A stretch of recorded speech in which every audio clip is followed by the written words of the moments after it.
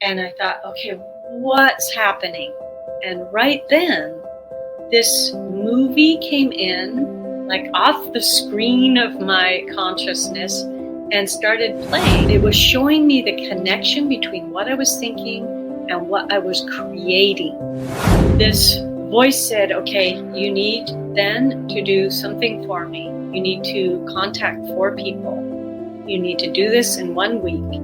3 of them you have to see in person. And you need to tell them these 3 things. It's, why do you love them? What has that person meant to you in your life? What have they taught you?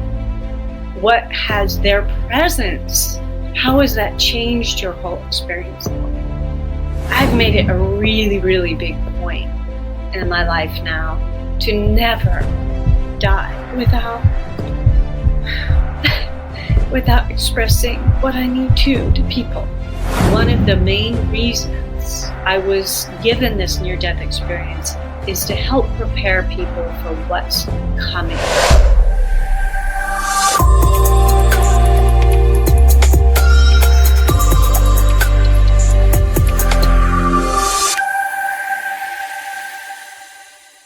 Today's guest is Barbara Ireland.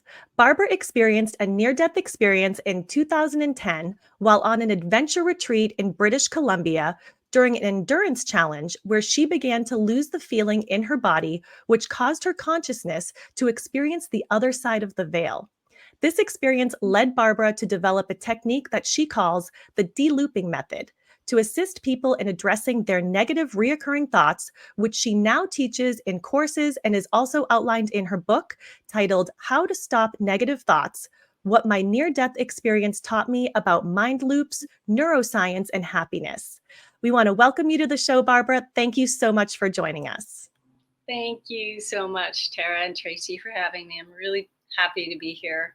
If you could share with us about what your life was like before your near-death experience. Yeah, so I grew up in an extremely creative household, which had its pros and cons, as you can imagine, a whole bunch of crazy, wild artists walking around. Artistically, I was very supported. There was also a lot of chaos, but artistically, that was an amazing way to grow up. So I started music very young. I've played many instruments. And right before the near-death experience, I was really focusing on singing. At the time, shortly before the near-death experience, I was touring with the guitar player for Pearl Jam. I was not at all connected to Pearl Jam. I was in a separate band with Stone Gossard. And we were touring the country. I was singing with him on stage. And this pre-NDE experience was very strange, and it leads into the NDE, so I feel it's important. We were on stage in Brooklyn and performing. Imagine someone from Pearl Jam. Of course, the people that are coming are loving seeing him and hearing his music and all that. But there was this one man in the front of the whole group, right in front of me, huge dude, backwards baseball cap, just like a dude. And he was not liking this because we were not Pearl Jam. And my singing does not sound like Eddie Vedder's. So, I'm guessing that's what made him so upset. But he was very physically, visibly angry about this. And everyone else is having a good time, but my brain decided to focus on the one person in the room that was not enjoying it. And I watched him. I noticed how my thoughts went while I'm singing and performing. First I thought, what's wrong with that dude? Then I thought, what's wrong with us? And then so quickly, what's wrong with me? What's wrong with my singing? Why am I on the stage? Why did Stone even invite me here? I can't sing. What is that? The fraudulent mindset started going, like, I'm not a singer. So that went really strong until it was like those thoughts were kind of like me messing with the knob of my consciousness until I went bing and I hit the channel that's the negative Barbara Ireland thought channel. And it stayed on there fully clear. And this flood of negative thoughts I didn't know I have were flowing into my consciousness while I was still attempting to perform and act like everything was okay and hit the notes and remember the lyrics and cue with the band and connect with the rest of the audience and try to ignore this dude. But it was saying the meanest, my mind was saying the meanest things about me, just nonstop. And while this was happening, there was another part of my consciousness I hadn't been aware of before.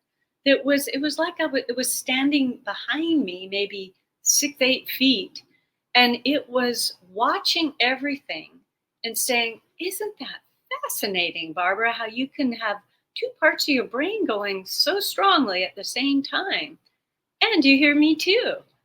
And I was like, "What's going on? Get me off this stage."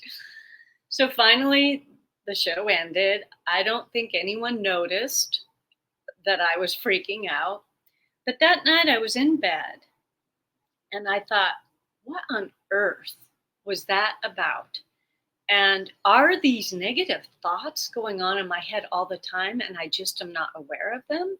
Well, that question was answered not long after that. While I was laying in bed that night, I thought, I've had therapy, I've done this, I've done that, and these thoughts are there. I got to figure out something else to take care of them, to heal them, to get them out of me. And I thought, oh, I'll go to one of those cool camps where they're really scary and hard, and you push your boundaries and you gain courage. Yeah, that'll take care of any negative thought about myself. So I signed up for one of those. So months go by. It's the day I'm heading to this camp, as you said, in Vancouver, BC. I brought my best friend with me. We signed these horrible forms as we're entering, carrying our tent and everything. Liability forms from hell, basically. Non-disclosure forms, because I can't specifically tell you what we did. But it was a week long, and every day was very hard, mentally, emotionally, and very much physically. There was sleep deprivation, lectures way into the night, 3 hours of sleep a night. Every day was so physically demanding. I ate loads of food and I lost weight. There was heights and fire and scary people jumping out. And there's a few things I've only told a therapist because it was so harsh. And but every day I was getting through it and I was feeling more confident and more courageous. And I was like, wow, this is working in a really distorted way. But then the last day was an endurance experience. Now, my body and whole being had been through a whole lot that week. And it was a sunny day out. It was an endurance experience in the sun, carrying heavy things, and it was timed, so you couldn't dilly-dally. I was going fine until halfway through. I was having a bite, and I started noticing I was a little dizzy, and my legs were a little bit floppy. And then my teammate would say things and it was completely, her voice was distorted and I was only understanding half of her words. And so I started drinking more water. I was thinking, oh, I must be dehydrated. And it got worse and worse until I was seeing strobes and lights, and it was like my eyes weren't focusing right. I was understanding way less of hers. Now just a couple words out of things she would say I was getting, like my name and "Are you all right?" I heard that. And I just kept putting up a strong face, like a warrior face. I can do this. But I was really struggling. As I did make it to the end, and as I was coming down the finish line, and there were other people clapping and waving us on and celebrating anyone who came down the finish line, it was like out of a horror movie because they were all strobing and the sounds were echoing and like ba ba ba ba like that, just really frightening. And they looked almost ghoulish. I can't even explain. It was very frightening. And I asked someone to get a medic for me. Well, eventually someone came who was not a real medic. It was someone who I imagine had CPR training. The fact is, they did not have a trained medic here, and I can't even imagine why, but there you go. He was terrified when he saw me. My friend found me. She said my skin was gray. I had these huge dark circles under my eyes. I couldn't walk by myself. He took blood pressure and all that, and he was freaking out, but he gave me electrolytes. Why I bring that up is because turns out what was happening was, number one, heat stroke, which was causing stroke-like symptoms with my sensory organs. That's why everything was looking and sounding strange. But more frightening for my particular body was I had been drinking all that water because I thought I was going to be dehydrated, and I was sweating this whole week like crazy, doing these things, exercises. And my body apparently does not hold on to salt. If you lose sodium from your blood at some point, it's called hyponatremia, and it's deadly. And marathoners sometimes keel over in the middle of races because they don't have enough electrolytes, enough salt in their body. And your blood pressure crashes and kaput. So I had heat stroke and hyponatremia both at the same time happening, but none of us knew that. So this so-called medic drove me and my friend back to my tent. It was too hot to be in there. And he said, well, just lay down, you'll feel better. So I'm laying down under this big tree, and one by one, each of my limbs just stopped existing as far as I was concerned. I couldn't feel them anymore. Numb. And I remember the first one was my left leg, and it was a terrifying feeling to have the entire leg go numb, like it wasn't even there. And I started screaming to my friend, my left leg, it's gone, it's gone. And of course, she didn't quite understand what I was talking about. I was crying, and then my right leg, and then each of my arms. And now I feel like a trapped torso and a head laying under a tree. And it was horrifying and terrifying. Even at that point, and I have to just tell you, I always tear up around these points because, number one, they're so intense, and what they lead to is so beautiful. So it's this weird combination that starts happening. But no one thinks they're going to be dying, especially I was, young. My grandma lived to be 104. There was no reason for me to die. I didn't know I had low salt. But as I laid there freaking out, suddenly I started feeling this sensation of like air going out of the top of my head. And I had read enough about spiritual things to know that when people are dying, their life force starts leaving the top of their head. I didn't think you could feel it, but I was feeling that, and it scared me even more. And it was just trickling out at first.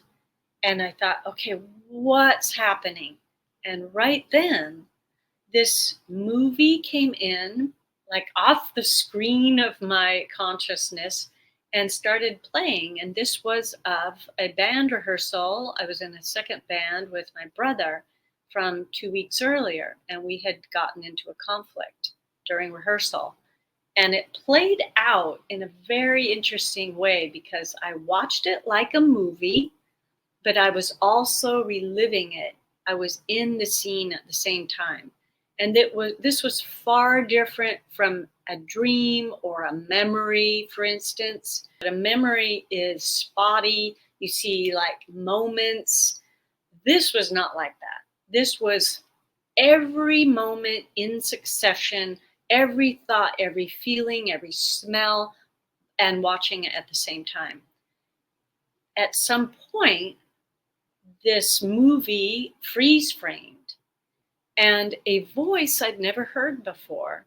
It was a male voice, very calm and gentle and neutral, said, "What were you thinking right then, Barbara?"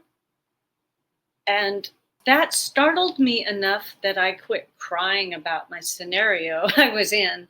And I was really focused on what was happening here. And I thought about it and I answered. And the moment I answered, that little movie went off and a new movie slid in over the right side of my frame of reference. And it started playing of a scene from with someone else a month earlier. This went on for 4 hours. These movies, every single movie was showing me a scene where I had a thought that was not verbalized. It was words in my head. And it freeze framed at odd moments, little subtle moments of body language often that showed something was going on in my brain, like a raised eyebrow, freeze frame. What were you thinking right then? Or looking down, freeze frame. What were you thinking right then? Or tearing up, freeze frame. What were you thinking right then? This went on and on and on. So all these scenes from my life were playing out, and the voice kept saying, "What were you thinking at this moment? What was your thought when you raised your eyebrow? What were you thinking and did not express at that moment to the other person?" While this is happening, that feeling of the air going out of my head has continued and gained a little bit in momentum. It's flowing, but I'm not really focusing on it. Every once in a while I notice, oh, that's still happening. These scenes, as I'll describe in more detail later, I have come to understand they are showing several things. The power of words, because these thoughts in my head that weren't even being verbalized, but they were words in my head. It was showing me the connection between what I was thinking and what I was creating in the screen of my life. So at one point, these movies quit coming in, and it was like a blank screen.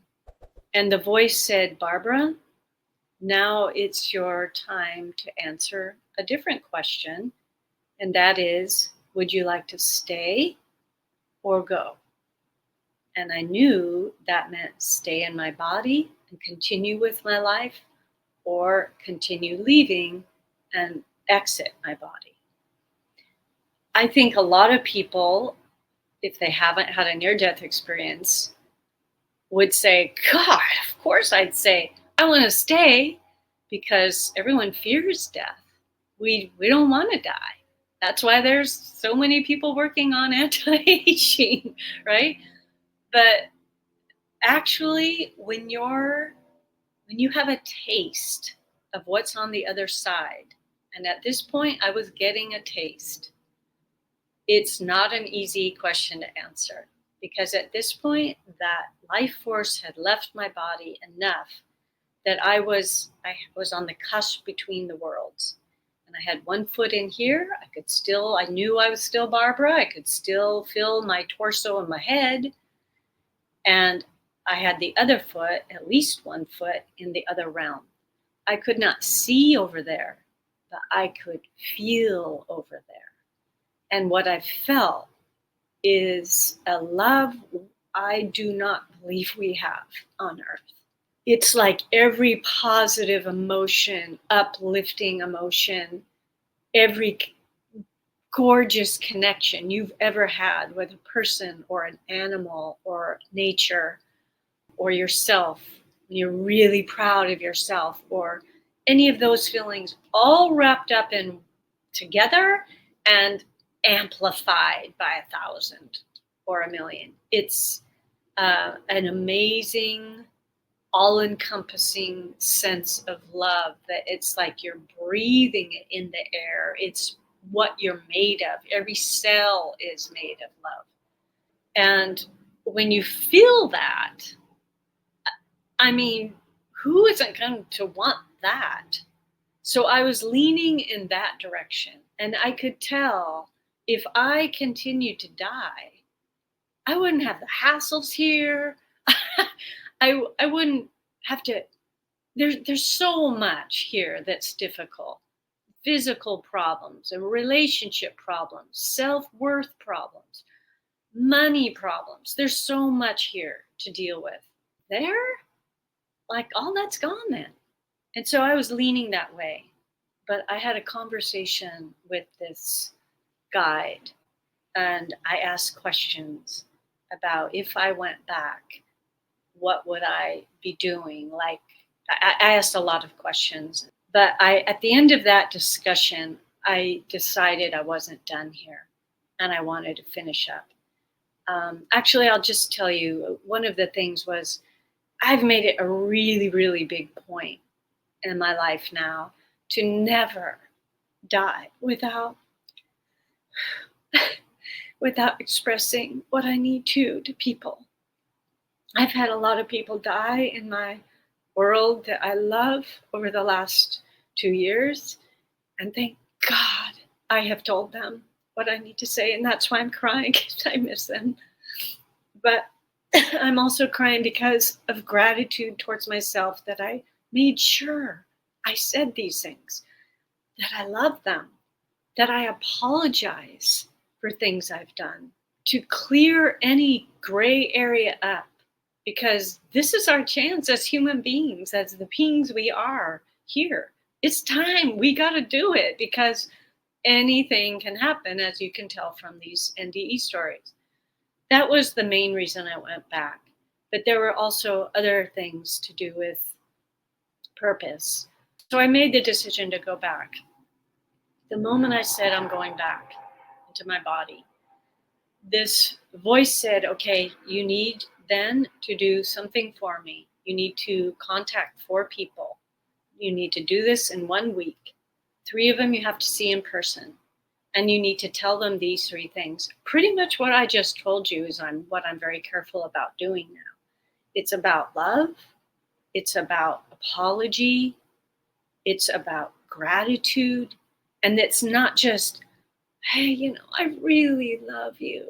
It's like they know that. A lot of these people know that. At least they did. The people I was to talk to. It's, why do you love them?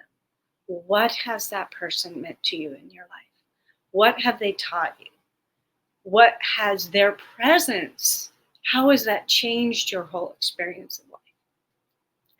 And then, of course, apologizing, cleaning up your side of the street, you and them. Even if you feel like they did 95% of the problem, there's probably a little piece that we get to undo too.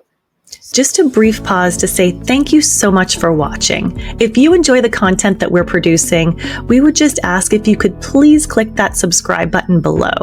It's fast, it's free, and it really does make a difference to help the algorithm send our content out to more viewers. So thank you so much again for all of your support. We really appreciate it. Now back to the show. So to go back to your NDE, let's go back a little bit further too. When you were lying there, were you ever at some point declared medically dead? No, I was aware I was still partly in my body. And that's why it's basically the cusp, because it feels like when listening to, because we've had other NDEs on the show, you had the full experience, but we're still in your body. Yeah, well, I didn't go through the tunnel and all that, but I had the gift of the life review, which was extraordinary. It was different than other people's life reviews, because usually you feel what the other person was feeling when you engaged with them. That's part of the life review process. So, but I've spoken to many of the top NDE researchers, and they said, no, this is a different version, a type of a life review. And while this was happening, did you have any sense of what was going on around you in your physical body, or were you just completely on this cusp other side? Not only was I not aware of what was going around me, but I wasn't even interested. If I had been aware, I was so already engaged with this process, and what the feeling I was feeling from the other side was so encompassing. It was much more magnetic for me to be leaning towards that side. So, Barbara, that leads me to my question, which I'm curious because you just mentioned how great it was on the other side. We hear this a lot from a lot of NDEers, that it's just so filled with love and it's the most amazing feeling. And you were also given the decision to decide if you wanted to come back. And I know you mentioned you also watched sort of a preview of what's to come for you in this life if you did go back. Was there a specific moment or something that made you make that decision? Was there something that you were leaving behind that you felt compelled to want to make the decision to come back to your body? Well, it's what I was talking about, that I had unfinished business with people. Mm. And that was the main reason. I didn't want to leave with things undone or unsaid. That was the primary reason. And there was this funny moment where I said, but if I were to go, what about my projects that haven't been finished? The albums, I'm like in the middle of making a third album. What about my music? And my screenplays haven't been released, or my short stories. And that's when it's funny from the point of humility, because the voice was so sweet and said, "Oh, Barbara, those don't matter very much." And I was like, "What are you talking about?" My ego self was still online enough to say, "What?" It's like, but that led to one of the greatest teachings, which is the work we do doesn't matter that much unless what we do connects us with another person, or that person with themselves, or that person with another person. So if I made music that really touched someone and connected them with themselves, or was the song playing when two people met and they fell in love and it was that song that I had created, then it's worth a lot. But otherwise, it's cool to play with whatever art form or whatever we're doing. There's nothing wrong with it, but it's not so important that it has to happen, or we don't have a legacy and all that. That's very ego-based stuff. So when I realized that, I'm like, well, what am I supposed to do? And it was not laid out to me. What was said was, it will be clear. And so I just went with that. And music was to be part of it, but not like have that be such a big deal in my life. Just enjoy making music or writing or whatever. That's so interesting, because I have often thought, like, what is it all for? Like, what are we doing things for? What is the purpose of why we do certain things? Mm-hmm. And a lot of people are just doing things to make money because they have to survive, not because they're trying to connect with somebody or they're trying to do something that they're passionate about. These are things that I think we think about in our mortality. And it's important to hear what you just said about, it's more than just that. It's really the love that you're creating here on earth with other people, and focusing on that as opposed to what you're getting from it. It's what you're giving. So I appreciate you saying that, because I think you just made that point a little more clear for me. So I have a feeling other people might feel that same way. If someone's making money to survive, that's doing something loving towards themselves. That is connecting them to themselves. If they're making money so they can buy their fourth Mercedes and show off, that's a whole different realm of making money. That doesn't matter. Making money to survive or feel comfortable even on this earth without hoarding money, that's all self-love and kindness, and hopefully it leads to generosity. And any of this kind of connection between people can occur in any kind of work, whether someone's a mechanic or an engineer or an artist or a garbage collector. It doesn't matter. because they can share love with their coworkers and their families. And I don't know about you, but I love the garbage collectors, and I bring them gifts and I bring them food and I thank them and all the time, because thank you, someone's doing that. Like, that's a Right. massive Yes. gift to me. Yes. So yeah, I just wanted to make that clear. I don't know a lot of people's schedules, but I can tell you exactly when my garbage truck is going to show up every single week because I count on it and I need him to show up. So I Yeah, also appreciate special. that as well. Yeah. Yeah. And I think you made a great distinction in terms of, and I guess what I was getting at earlier is it's unfortunate if some people don't love their job and they're just doing it to make money. But the point that you're making, as I understand it, is you can still be in that job to make money, which is honoring yourself, but you can also find the connection of love within that job, regardless of what it is, with the people Well around said. you, your coworkers, and the people that you're serving. So I think that's a very important distinction to make. So I appreciate you pointing that out. And again, jumping back to your NDE, you had mentioned that you were hearing this voice in your head asking questions about why did you raise your eyebrow? Why did you look a certain way? What was the purpose for that? What was the voice trying to make clear to you or point out to you by indicating that you had a thought behind the physical action that you were being pointed to? So that's what has taken years for me to unravel.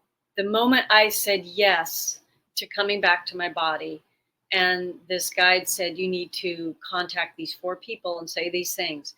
As soon as I said yes, I would do that, the air, the life force went reversed direction, went in back into my body very fast, like a faucet, it felt like.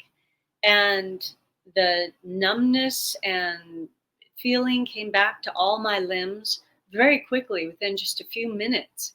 And I opened my eyes to see the most glorious freaking planet that we live on. I know some people live in really yucky places, but even there, I know they're going to find beauty. There's going to be dandelions coming up from the cracks of concrete.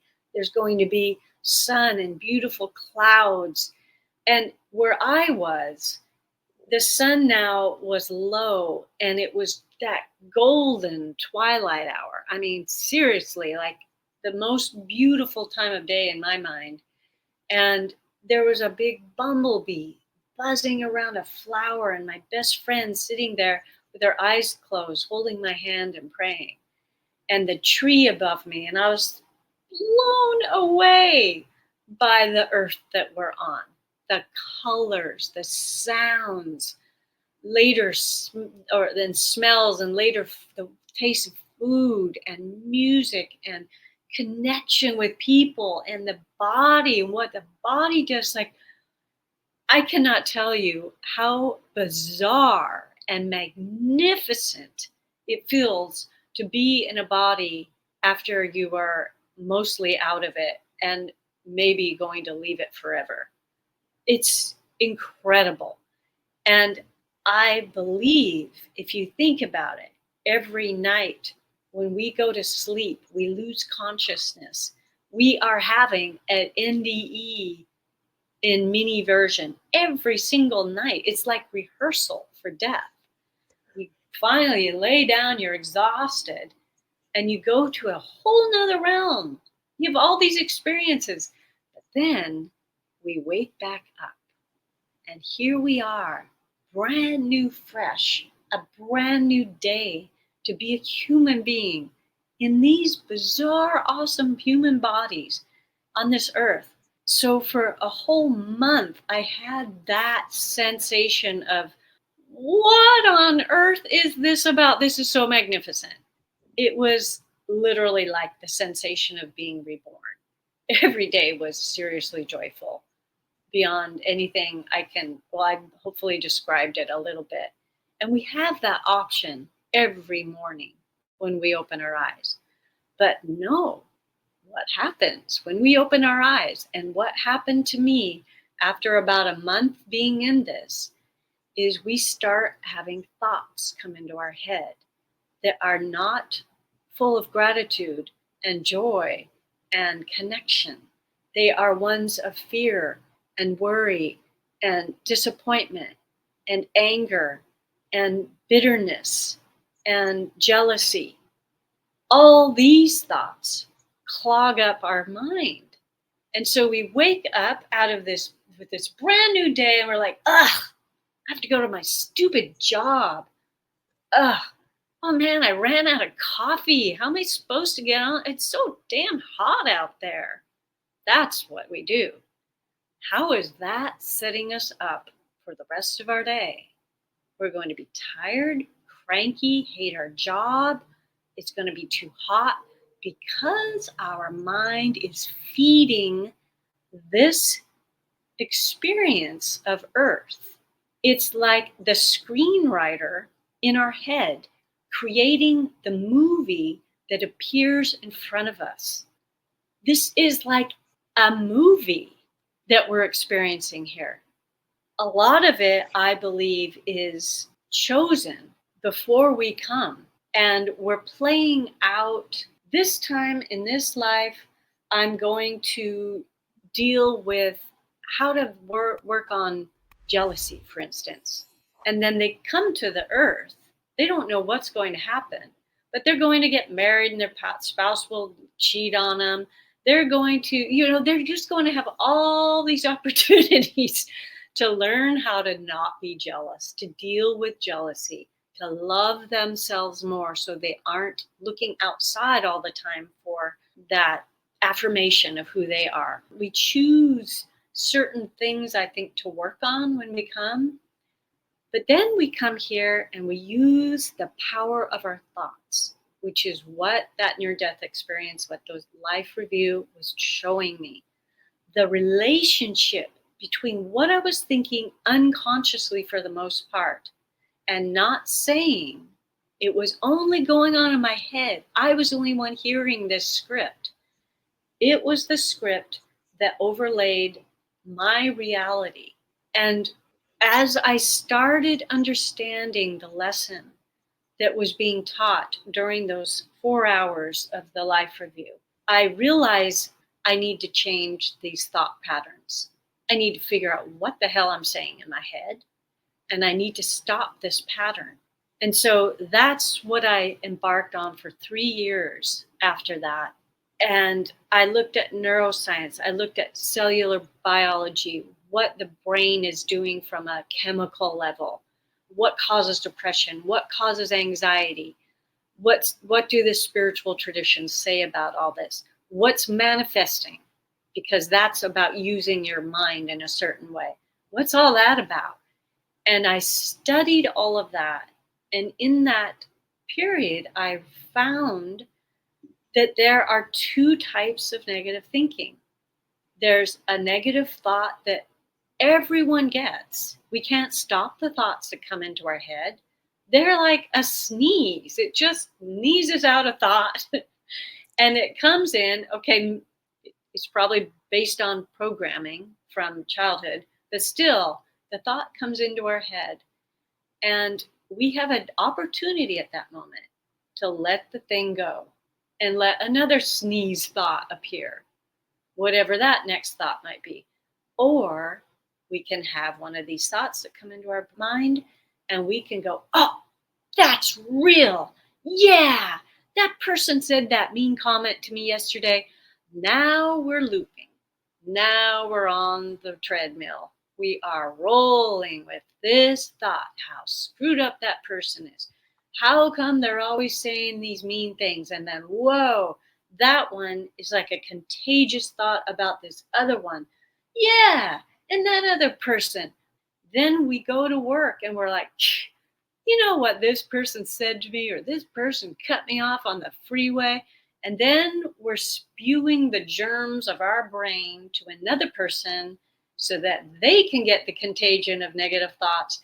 They're often running in their own negative thought land. And these are what I call mind loops. They loop in there. We're mostly not conscious of them. Lots of them are being said just in our head, not even through our mouths. And they trigger emotions. So when I think, where does depression come from? Where does anxiety come from? Where does low self-worth come from? They're coming from these looping thoughts that are programming this game, this movie we are in. They're programming our body, our cells. The cells are feeling this. The body's feeling this. It's creating emotions that feel like crap. No one wants to feel like those things. So when I figured that out, I was like, okay, then I've got to figure out how to be conscious of these thoughts and break the loop. And that's what the de-looping method is. It breaks the loop, either stops the thought from looping to begin with, or if it's already gotten going and it's already caused an emotion, it stops it at the level of emotion. And if we missed it and it's like thought, emotion, now it's causing a behavior that's not helping us out, it'll stop it at the level of behavior. And it stops this whole cycle of being the mean screenwriter of our experience. Next thing you know, your relationships clean up, your health cleans up, your appearance cleans up, your money problems start cleaning up. I mean, your success level, your self-worth, your sense of joy, your depression, all that starts shifting. At least it did for me dramatically. And the people I work with, I watch it. You're literally creating new neural pathways in your brain, physical pathways that are different from the ones you've been looping on. Do you feel the information for your mind loops technique was purposely given to you from your NDE? I can assume that, given that that was the lesson that went on for 4 hours. I think the lesson was to see this relationship. I don't know if it was my purpose to do something about it and teach this. I haven't been given that exact answer, but I'll tell you, I've been given a lot of guidance as I've done this. Like when I work with people now, I tune in before I even start working with them and say, what is the best way to help this person? And I get guidance.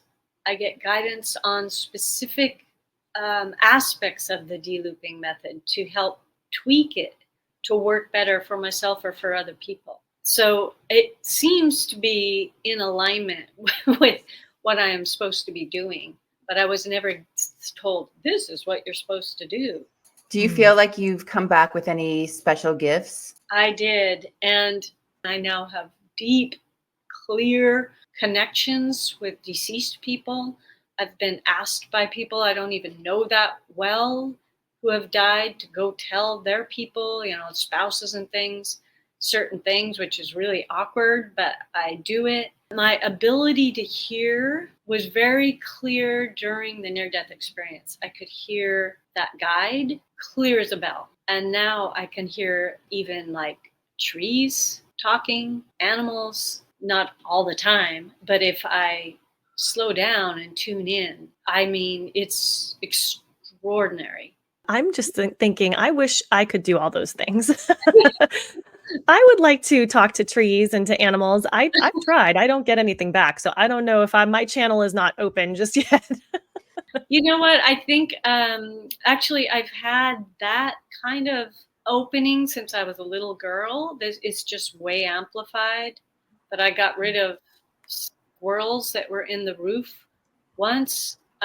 This was probably 8 years before my near-death experience. By talking to them, I tried every single thing you're supposed to do, and nothing worked until I finally told them. And that's a whole nother, a crazy, amazing, beautiful story. But so that was already partly there. This has just really developed now.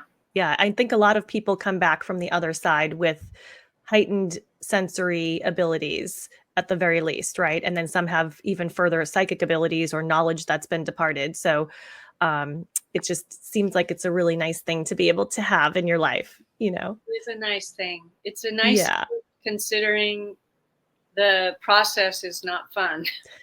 Right. Yeah. It's a trade-off for the trauma, I guess. That's right. Exactly. It's like, well, we'll give you these extra sensory abilities since you went through all that. Yeah, exactly. Here's a parting gift. Uh-huh.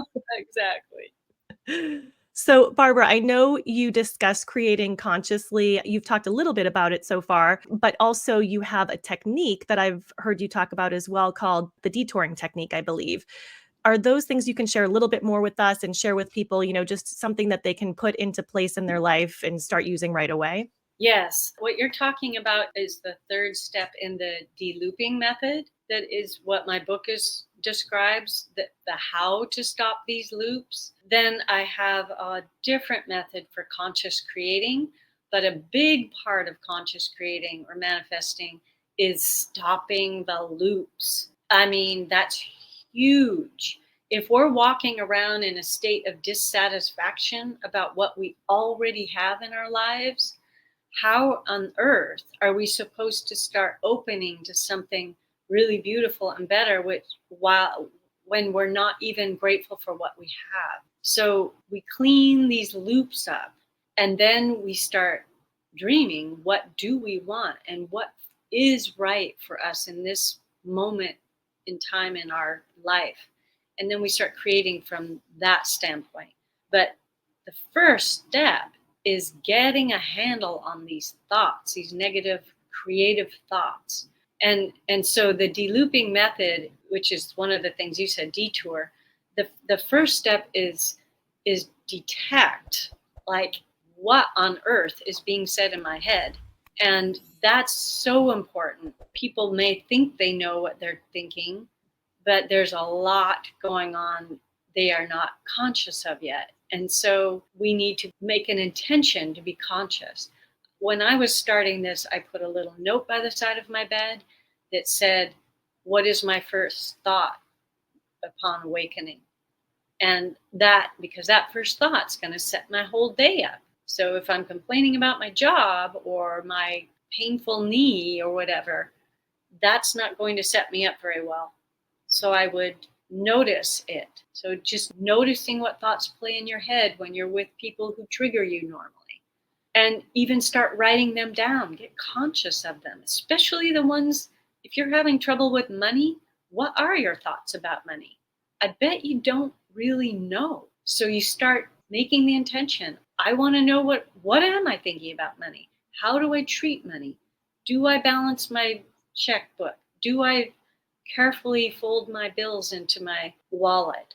Do I treat it with respect? Do I honor it?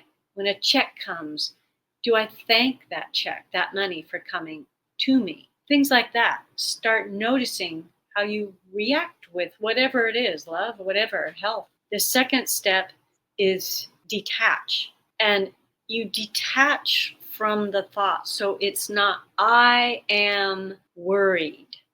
I am is a very powerful statement. You may have worry about something, but you are not worry in your core. You are, I am. So worry needs to be out here, not here. So you detach from it. Now worry gets out here. And I give two different ways to do that. One is using words, naming the worry. The other one is getting into the body. And then the third step is detour. That is consciously moving your thoughts to a different anything else other than the loop that you're on. And there's lots of ways you can do that. It could be saying a mantra. It could be skipping. I like skipping in the neighborhood. It could be petting your dog. It could be listening to a podcast. Anything to just move the channel to something else that's going to engage you enough that you're not going to go back to that loop. The fourth D that I talk about in the book is de-story. Pulling the stories out of what we're experiencing. Oh, Ted didn't call me back yesterday because he's mad at me for that thing I said to him the other day. If you check it out with Ted, he's probably like, I don't even remember the conversation. It's like we have assumptions, miscommunications, misunderstandings that are crazy, judgments about other people and ourselves. We pull out these stories and we just look at what's actually happening. And it's so much simpler. So those are the 4 steps I talk about in the book. So yeah, once we start getting a handle on stopping some of these loops, then you can start. I mean, you don't have to like clean them all up before you start creating, manifesting, consciously creating, but it helps to clean that pattern up a little bit so that you can actually start creating. There's some room on your canvas to put some new colors down. I think that's such great advice. I always like practical techniques, things that I can put into action. Sometimes people talk and it's very ethereal with what they're sharing, but I like having somebody tell me, like, here's some steps that you can actually put into practice in your life that will actually help you. So Yeah. I really appreciate you sharing that. And with that, Barbara, I just want to say thank you so much, because we just appreciate everything that you shared with us today, the messages that you brought back from the other side for us to help enlighten us. And I know Barbara also has a website. She has coaching programs and she has a book that she offers. It's all on her website. We will include all of those links in the description of the video. And so, Barbara, just as some final thoughts and some final words of wisdom, if you could share any final messages that you have with anyone listening today. Yeah, first of all, I want to thank you both, Tara and Tracy, for having me. I love the fact that this is about resilience. Resilience is huge. I have 2 things. The first one I wanted to share is about the human body that we are in. I'm really focused on the body right now because there's so much said out there of I'm a spirit in a human body, this meat suit, like it's some gross thing that we get packed into and kind of dismiss. No, it's not that.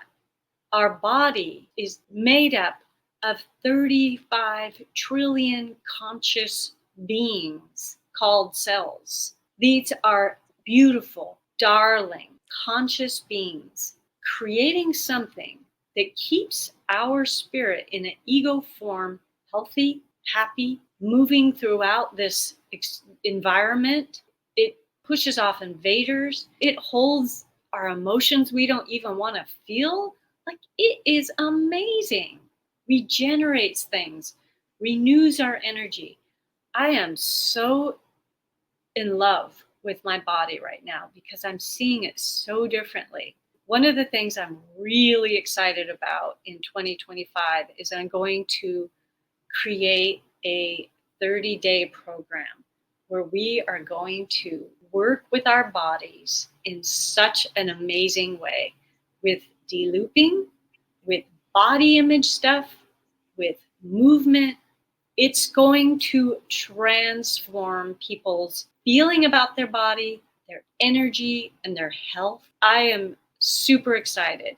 And so in the meantime, I really hope people start giving some love to those 35 trillion little critters who are in our care, and put some love on them more, instead of looking in the mirror and going, I look so fat and I have wrinkles and all that. Let's love it. That's the first thing. The second thing is I have a feeling some heavy stuff's going to be coming. I don't have like premonitions like some people are saying. Mine's in the form of intuition. And if we don't get our what together, we have a hard road ahead of us. So we need to start with ourselves and with the people in our general vicinity to start being kinder, not worrying so much about what's going on with politics and other parts of the world. Right now, focus on the little bit you have control over, which is how you treat yourself, how you treat other people, what you do with your thoughts, how are your actions. Let's be kinder, because as we're kinder to other people and as we start cleaning up our mean thoughts about ourselves, we are all connected. It starts rippling out. You know how I talked about this mind loops when we bring them to work and they're contagious germs throwing all over. What if we bring kindness to work? Do you think that's going to be contagious in a good way? Yes. So we need to do that, because Resilience is what's going to be needed in things that are coming up. And the kinder we can be now and start building up a force of energy that's kind and loving, the less hassle, to put it lightly, we're going to be dealing with later. And I feel like lately, one of the main reasons I was given this near-death experience is to help prepare people for what's coming, for this massive transition in consciousness that we all can feel, or I believe a lot of us can feel. Please do your best, and I'm speaking to myself. Do not go into fear. Do not go into anger as much as we possibly can.